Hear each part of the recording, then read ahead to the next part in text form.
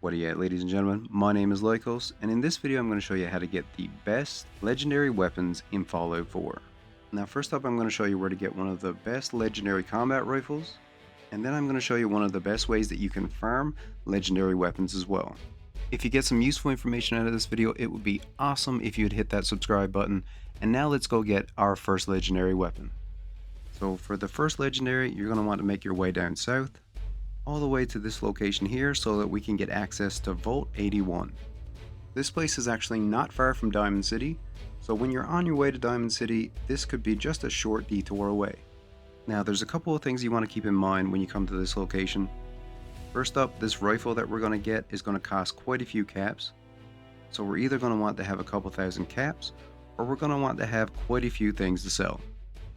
Having high charisma is a huge benefit for getting this rifle. So there are pieces of clothing that you can get to boost your charisma. Or one of my favorites and something that you can get very early on is the Great Mentats. You can see what you need to craft it here, and you can get all of these items very early on in the game. You can also find a bunch of things in Sanctuary that's worth a lot of money. In the root cellar in Sanctuary you can find 3 gold bars, which are worth a lot of caps. I would hold on to any pre-war money that I find, because that can sell for a lot as well. You can do this with very low charisma as well, but it's just going to cost you a lot more caps to get the weapon. So head down to Vault 81, head into the cave, and attempt to gain access to the vault.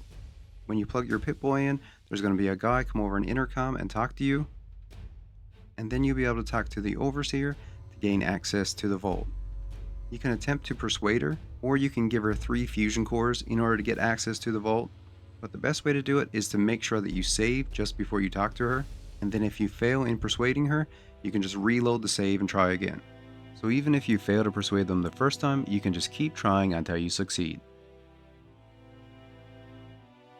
In the main part of the vault, you will find a depot, and this is where you can buy the weapon. It's called the Overseer's Guardian, and it is a very powerful legendary combat rifle. Now the cost of the weapon, as I said before, is going to all depend on your charisma, and if you have Great Mentats, it's going to be even less. I was able to get it for less than 2,000, and I think I have my charisma somewhere around 13 or 14. And that's with the boost from the Great Mentats. This is an excellent weapon, especially early on in the game, but it can actually carry you through the entire game. It's a 2-shot legendary, so for every shot you're actually shooting 2 projectiles, which makes this combat rifle very powerful. Now let's move on to actually farming legendaries. Now the place where we're going is called the National Guard Training Yard. It's quite a ways across the map, but it is well worth coming here if you want to get some of the best legendary weapons. Careful when you first come here, because there is a turret on the roof, and there's a couple of landmines as well that you're going to have to take care of.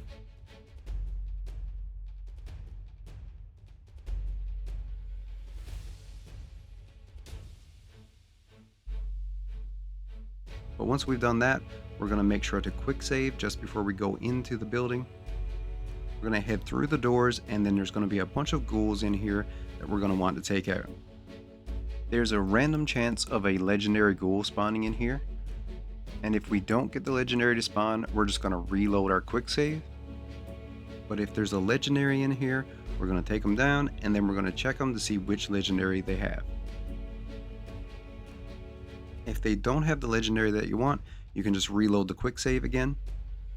But you should also keep in mind that if you find a good weapon that doesn't have a very good legendary effect, or it's not the legendary effect that you're looking for, you can actually reload the autosave. So this is a save that happens as soon as you get into the building. You'll be able to kill the legendary ghoul again, and because the legendary that it drops is random, you can keep farming this over and over again until you get the legendary effect that you want. So just keep in mind you can keep reloading your quick save over and over again until you get a legendary ghoul that will drop a weapon that you want, and then once it drops that legendary weapon that you want, you can then keep reloading the autosave in order to get that perfect legendary perk for your weapon. So once you've wiped out all the ghouls and you get the legendary that you want, you can actually respawn these ghouls so you can farm more legendaries. Now it seems like there's no set time for enemies to respawn. It's actually within a range of so many days. I've seen online that it's supposed to be between 2 and 14 days, So usually what I do is I go back, wait for a few days, come back to see if they've respawned. If they haven't respawned, go back and wait for another few days.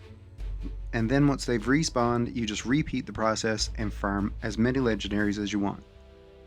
By fast traveling back to your settlement and then just resting, you can make those few days pass very quickly, so you can actually farm a lot of legendaries very quickly using this method. So those are a couple of methods to get some of the best legendary weapons in Fallout 4. Hope you guys got some useful information out of this video. Thank you all for watching, and as always, stay where you're at, and I'll come where you're to. Later everyone.